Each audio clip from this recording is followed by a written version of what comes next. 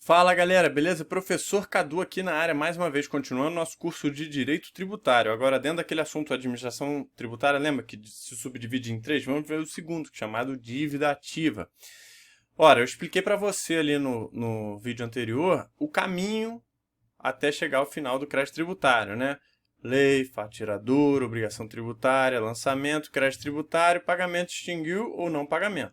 E aí, a dívida ativa versa sobre a seguinte situação, ó, você tem aqui, foi feito um lançamento, portanto, surgiu o crédito tributário, e aí geralmente tem um prazo ali de 30 dias para pagar, ok? Beleza, passou-se 30 dias para pagar ou para impugnar, ou para fazer algumas daquelas hipóteses que suspendem o crédito tributário. Mas se não fizer nada disso, passou 30 dias, está lá o lançamento, ficou em aberto, deixa para lá? Não, ora... A Fazenda Pública terá o poder previsto em lei, lá na Lei de Execuções Fiscais, de utilizar-se de outros mecanismos para adentrar o patrimônio do particular, do devedor do crédito tributário, para poder ver satisfeito seu crédito. Só que ela não pode fazer isso forçosamente. Então ela vai até um juiz e fala: senhor juiz, estou aqui te pedindo que me dê acesso a essas situações, a esses bens, para poder, a esse patrimônio, para poder ver o meu crédito satisfeito. E aí o juiz vai analisar, enfim, virou um processo judicial. A questão é, qual o documento que a Fazenda Pública leva até o juízo para constatar quem é que deve, quanto deve e os outros dados identificadores daquele lançamento, daquele crédito tributário?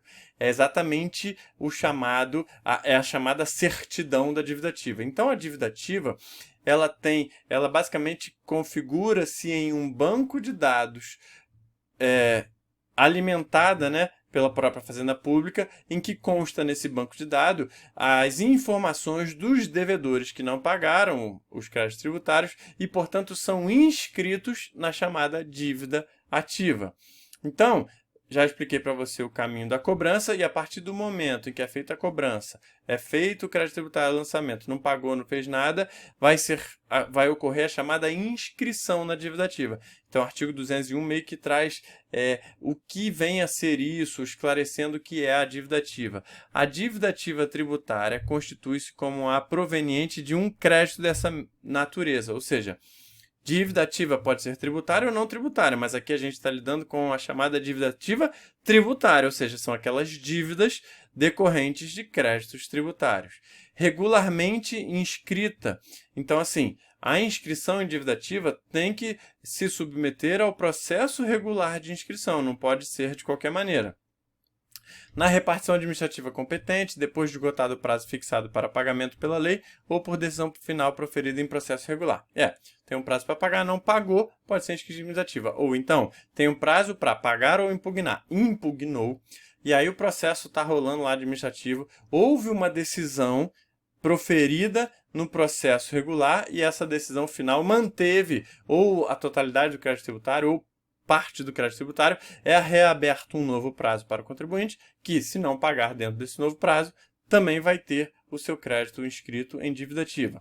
Então, a inscrição de dívida ativa pega aquele contribuinte, aquela pessoa devedora, e inclui ela no cadastro de inadimplentes da Fazenda Pública.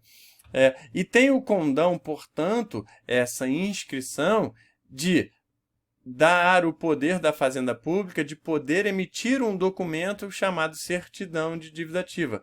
Qual é a importância desse documento? A importância desse documento é que esse documento é um título executivo extrajudicial para a cobrança na execução fiscal. Portanto, depois de inscrito em dívida ativa e poder ser exarada ou emitida uma certidão de dívida ativa, e ela configurando-se como um título executivo extrajudicial, portanto, a Fazenda Pública pode comparecer a um juízo apresentando esse documento, dizendo, como é um documento administrativo, né, com base em atos administrativos que estão sujeitos ao princípio da legitimidade, ou seja, quem tem que provar que um ato administrativo está errado é o particular. Então, o juiz recebe lá aquela certidão e vai poder considerar, está correto, ele realmente deve. Obviamente que sempre vai poder haver o contraditório, a ampla defesa, a impugnação daquela certidão de dívida ativa e tal, isso sempre é possível. Mas qual é a importância dessa certidão? É que ela configura a essa execução exatamente um título que tem liquidez e certeza. E são características importantes para uma execução. Então, a certeza e liquidez. E aí o parágrafo único estabelece uma coisa interessante. A fluência de juros de mora não exclui, para os efeitos deste artigo, a liquidez do crédito. Ora, o que o examinador não? O legislador quis dizer com isso? Quis dizer com isso o seguinte: quando você inscreve em dívida ativa, você bota um monte de dado lá e bota também a maneira de calcular os juros. Portanto, com uma simples operação aritmética, em qualquer período do tempo que se passou, eu posso definir e determinar qual o valor devido naquele dia. Agora, se eu faço uma CDA, uma certidão de dívida ativa, uma inscrição em dívida ativa, um determinado valor, R$1.000, com juros de tantos por cento ao mês. Então, beleza, é 1.000. Isso não descaracteriza a liquidez do título e nem a certeza desse título. A liquidez é no sentido de saber qual o valor devido correto. Então, o parágrafo único está dizendo o seguinte: o fato de haver juros correndo, aí daqui a 2 anos e meio, qual é a dívida? Não sei, tem que calcular. Ou seja, o fato de eu poder ou ter que calcular, já que eu não tenho o valor devido, em função dos juros, não exclui a liquidez do crédito. É isso que quer dizer o parágrafo único do artigo 201. O artigo 202 estabelece quais são os requisitos que devem estar contidos nessa inscrição em dívida ativa e que não pode faltar, sob pena até de nulidade dessa certidão. Então, o termo de inscrição da dívida ativa, autenticado pela autoridade competente, indicará obrigatoriamente o nome do devedor, se tem Então, basicamente, são os dados que configuram aquele lançamento, que são as características materiais do lançamento, né? Quem é que deve, quanto deve, qual foi a infração cometida, qual é a data que está sendo inscrita, qual a origem e a natureza do crédito, o número do processo administrativo que deu origem àquela inscrição. Então, assim, são dados que até é um pouco óbvios, mas que estão aqui elencados no 202, você tem que aprender para a sua prova. Então, o nome do devedor. Então, quem é que está sendo inscrito em dívida ativa? Tem que ter lá o nome do sujeito passivo. E sendo o caso dos corresponsáveis, bem como sempre que possível, o domicílio ou a residência de um ou de outros.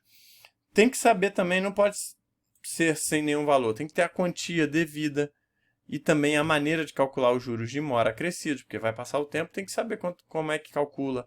A origem e a natureza do crédito, mencionado especificamente a disposição da lei que seja fundada, então com base em que lei que é aquele crédito. A data em que foi inscrito também é importantíssimo, sendo o caso o número do processo administrativo em que se originar o crédito. E o parágrafo único vai dizer: a certidão conterá, além dos requisitos desse artigo, a indicação do livro e da folha da inscrição. Então, feita a inscrição, a certidão vai dizer ali onde que eu encontro essa inscrição e todos esses requisitos precisam estar lá na certidão. Se não tiver, está errado, não cumpriu a lei, porque a lei obriga que tenha isso, tá bom? Ah, professor, mas e aí se não tiver, nulo, acabou o processo, não tem mais o que fazer? Não, calma, não é bem assim não. O artigo 203 estabelece o que pode ser feito mediante a detecção de erro ou omissão na CDA. Então, faltou alguns daqueles requisitos ali. O que faz? E aí? Então tá lá, inscreveu em dívida ativa, a Fazenda Pública acionou a Procuradoria, que acionou a Justiça, e aí o contribuinte recorreu, impugnou daquela execução, dizendo assim, não, faz lá um embargo de execução dizendo, essa CDA não identificou quanto eu devo, sei lá, por exemplo, um dos requisitos lá obrigatórios. E aí o juiz vai falar, então tá nulo, não vale nada. Não, peraí, olha só, o artigo 203 estabelece o seguinte, a omissão de quaisquer dos requisitos previstos no artigo anterior ou erro, então aqui é caso de erro ou omissão, são causas de nulidade da inscrição. Então, a princípio, o juiz deveria olhar e falar, realmente, está nulo. Por quê? Porque não cumpriu a lei. Porém, e do processo de cobrança. Então, faz com que seja nula o processo e a inscrição. No entanto, essa nulidade pode ser sanada, pode ser corrigida, pode ser retificada. Então, teve um erro? Corrige o erro. Se teve uma omissão? Inclui o que está omisso. A questão é, o CTN estabeleceu um prazo para essa correção. Então, assim, depois desse prazo, aí sim não tem jeito. Aí, se detectado uma omissão, um erro, depois desse marco temporal, aí vai ser nula mesmo. Então, Então, aqui, qual é esse prazo? Até a decisão de primeira instância, mediante substituição da certidão nula, devolvido ao sujeito passivo, acusado ou interessado, o prazo para a defesa, que somente poderá versar sobre a parte modificada. Então, obviamente, não teve uma decisão em primeira instância ainda, foi detectado o erro ou problema. Aí comunica a Fazenda Pública e ela vai lá, conserta o erro, conserta a omissão e aí coloca lá no processo de novo. Então, mediante essa situação, o acusado ou o executado vai poder ter a opção de se defender daquela parte que antes estava omisso ou um erro, agora ele pode apresentar novos argumentos diante daquilo que foi sanado ou corrigido. Não pode ser usado para corrigir lançamento e nem erro no sujeito passivo. Então, aqui o STJ também entende na súmula 392 o seguinte: a Fazenda Pública pode substituir a certidão de dívida ativa até a prolação da sentença de embargos. Porque o instrumento, o remédio utilizado pelo executado em uma execução são os embargos da execução. Então, por isso que o STJ disse, isso aqui, primeira instância, quer dizer exatamente a decisão, sentença de embargos, quando se tratar de correção de erro material ou formal, vedada a modificação do sujeito passivo na execução. Então, o próprio STJ está entendendo o seguinte, primeiro aqui, o que a gente entendia não pode ser usado para corrigir lançamento e também nem erro do sujeito passivo. Ou seja, o que vai ser feito, o que vai ser ajustado aqui é a inscrição da dívida ativa por um erro ou omissão.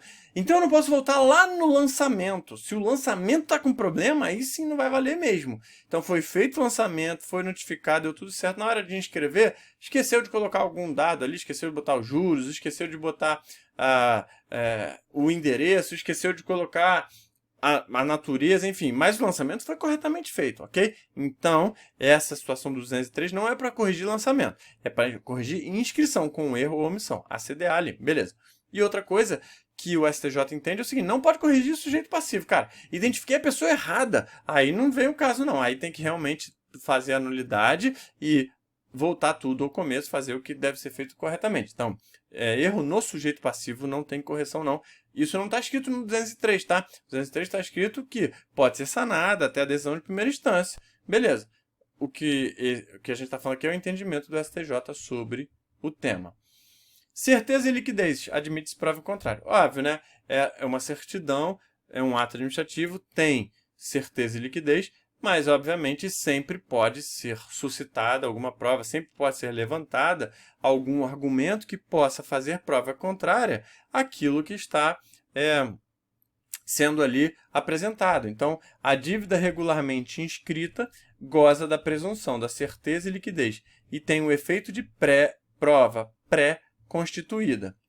E aí, como em todo o ordenamento jurídico e no direito isso é sempre possível, a presunção a que se refere esse artigo é relativa e pode ser ilidida por prova inequívoca a cargo do sujeito passivo ou do terceiro a que aproveite. Então, assim, não tem como fugir disso, né? Por mais que tenha certeza e liquidez, por mais que seja uma prova pré-constituída, o contribuinte, o executado, ou quem quer que seja o réu no processo, sempre terá a possibilidade de apresentar alguma prova dizendo que está errado, que não pode, que não sei o quê. Quer ver um exemplo clássico que pode vir a acontecer? Determinado contribuinte fez uma declaração lá, uma sociedade fez uma declaração, e aí está lá a declaração dizendo que ele tem que pagar, 50 mil de determinado tributo à União. E aí ele fez lá o DARF, emitiu o DARF e pagou o DARF. Só que quando ele emitiu, ele colocou um código de receita errado. Então os sistemas da Receita Federal não identificaram aquele pagamento. Tem lá uns 50 mil sobrando de um pagamento de outra coisa. Mas aquele específico que foi declarado não está pago. E aí os sistemas estão lá automaticamente trabalhando, pega aquela dívida lá de 50 mil, lança para a dívida ativa, e aí a AGU, ou seja, a Procuradoria da Fazenda Pública, né, na verdade, a Procuradoria-Geral da Fazenda Nacional vai lá e executa aquele débito, e aí o contribuinte é notificado que está sendo executado, ele fala, não, mas eu paguei.